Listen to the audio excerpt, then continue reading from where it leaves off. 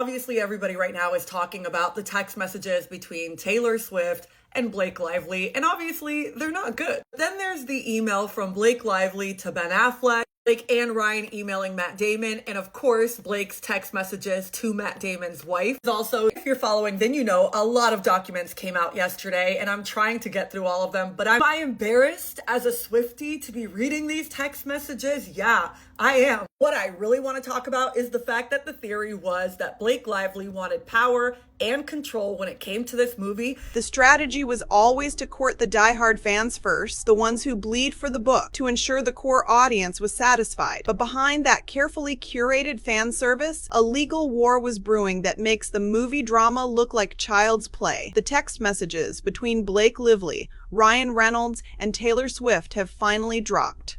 And to put it bluntly, they are disastrous. The narrative that Taylor was just a passive bystander has officially crumbled. This is the great unsealing, and it has detonated on Blake Lively's side of the fence. Instead of a few cherry-picked papers, her team filed nearly 300 exhibits to fight the summary judgment, and shockingly, they are barely redacted. Aside from phone numbers, everything is visible. Yes, Taylor is named. Yes, Ryan is heavily involved. And yes, we now have black and white proof of Blake moving incredibly shady behind the scenes. Trash-talking colleagues and crossing professional boundaries, the documents expose a pattern of mean girl energy that is hard to ignore. We see texts where she mocks people to Colleen Hoover and Jenny Slate, but it gets worse. She repeatedly crossed professional lines with actor Brandon Sklenar, using a tone that raised immediate red flags. Then there is the letter she sent to the PGA demanding producer credit. It reads less like a professional appeal and more like self-insert fanfiction, bragging about buying gifts to secure loyalty. It reveals a distinct strategy. Blake and Ryan were seemingly dangling future career carrots credits, jobs, opportunities to lock in alliances against the director. But the duplicity is what has the internet spiraling. On one hand, Blake was claiming friction with Justin Baldoni and shredding his reputation to her friends. Yet, simultaneously, she was texting him directly, professing her love and appreciation for him. That Jekyll and Hyde energy is confusing, manipulative, and frankly exhausting to track. Buried in the statement of undisputed facts is a detail that shatters Blake's defense. It confirms she frequently commented on actors' physical appearances. In March, she ogled an actor Sony liked. But in May 2024, the humor turned dark. She messaged a younger male cast member, joking that she was becoming pimp adjacent, explicitly telling him to put on a short skirt and hit the corner. That line didn't just land poorly, it crashed and burned. That quote is now a matter of public record, and the cleanup crew is scrambling. Blake's legal team insists it was merely an inside joke with a friend, strictly humor with no ill intent regarding his looks. But let's play devil's advocate for a second. If the roles were reversed and Justin Baldoni told a younger female co-star to wear a skirt and work the corner, his career would be incinerated instantly. The double standard here is blinding. Remember, Blake reportedly felt violated when Justin commented on her costume being sexy. She took serious offense to that. Yet, she feels comfortable making pimp jokes to subordinates. It doesn't end there. Text logs reveal Blake and co-star Jenny Slate bonding over body-shaming another female celebrity. Blake recounted a moment where she stared at a woman's midsection, analyzing her, while Baldoni allegedly joined in. It paints a picture of a set culture that was toxic from the top down. And for those asking about Taylor Swift's role, she is not just a cameo, she is a main character. In April 2023, Blake texted the pop titan asking for backup. She referred to Justin as the douche director and a clown-playing writer. She then explicitly asked Swift to endorse a script rewrite without even reading it. Taylor previously claimed she was ambushed, but these texts suggest she was a willing participant in the coup. According to Blake, she sent the script to Taylor while Justin was en route to her apartment, hoping for an endorsement, but not pressuring her. Taylor responded with, "I'll do anything for you." They ambushed Baldoni at the apartment, where Taylor backed Blake's version. Blake later texted Taylor, calling her epically heroic and admitting she recapped the takedown to Ryan. They weren't afraid. They were laughing about how easily they outmaneuvered him. The tone of their victory lap is chilling. Blake jokes about fabricating moments and refers to herself as his doll, mocking the director's perceived incompetence. It is clear they believed they had won the power struggle. While Blake denies Taylor formally agreed to do her bidding, the subtext is loud. When Baldoni later texted saying he would have preferred the rewrite regardless of Taylor's involvement, Blake spun a narrative about needing protection, using a Game of Thrones analogy. Blake described Ryan and Taylor as her dragons, casting herself as Khaleesi. Taylor Swift loved the comparison, texting back, "I have never felt more like Khaleesi, except my dragons are bred with Cersei." Blake then hammered the point home. Everyone benefits from her proximity to power, telling Justin, "And you will too." It wasn't just friendship, it was a threat display. She was weaponizing her connections to force the director into submission.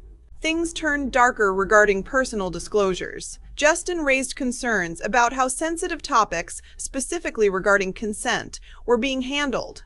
Blake dismissed this, comparing his concerns to an article where he discussed his own victimization. Later testimony suggests Justin shared a deeply traumatic story about boundary violations with Blake in a car ride. Instead of empathy, it appears Blake may have shared this private vulnerability with Taylor Swift, using his trauma as gossip fodder. Then came the battle for the trailer. Blake allegedly hijacked the editing process, though she disputes the official claim. However, her private texts tell a different story. She bragged to Hollywood heavyweights like Matt Damon, Luciana Damon, and Ben Affleck that she personally rewrote the script and directed the entire movie.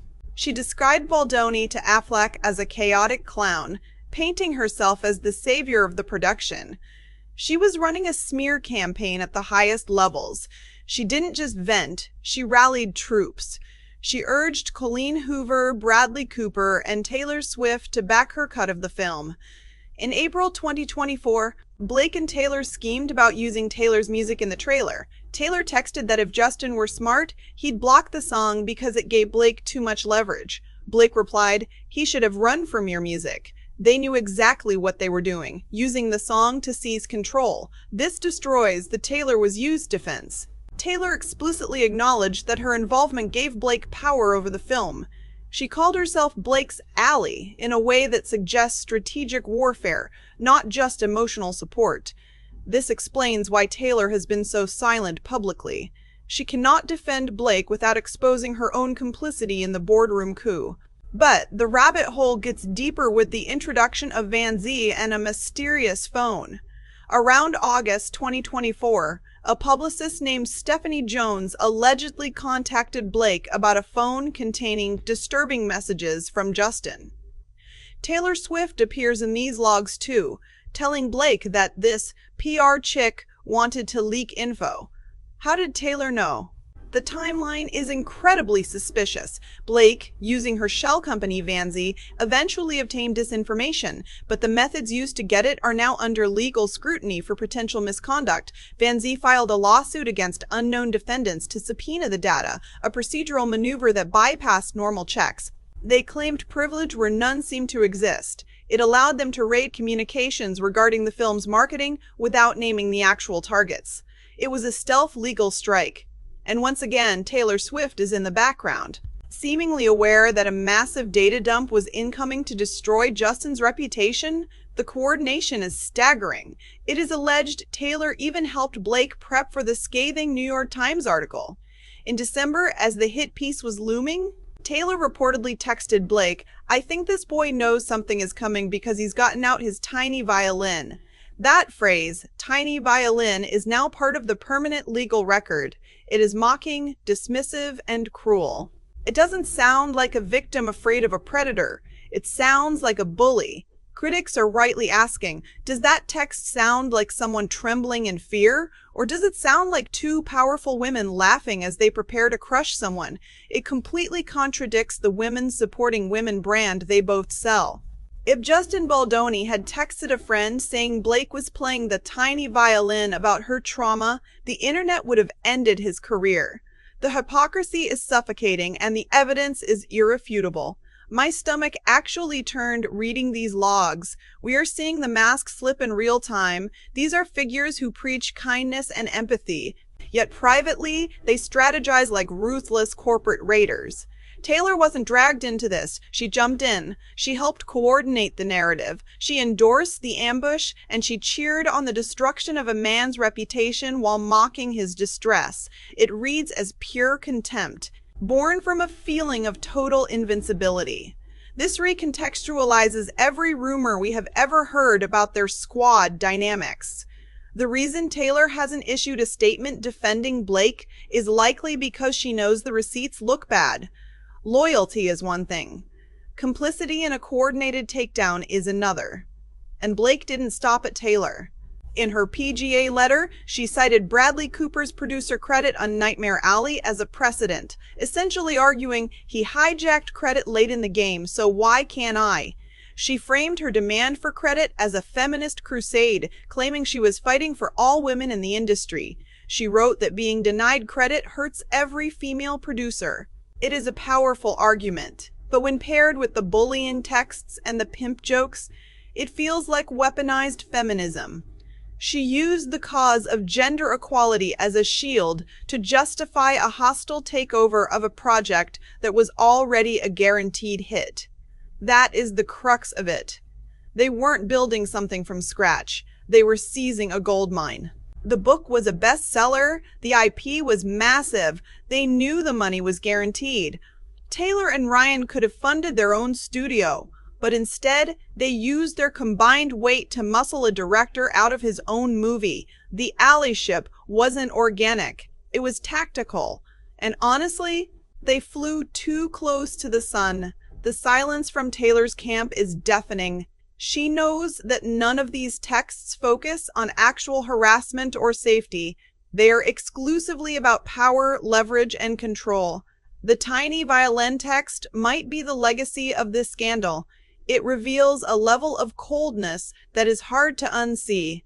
I want to know your take. Does this change how you view them? Drop a comment, smash that like button, and subscribe for the next update.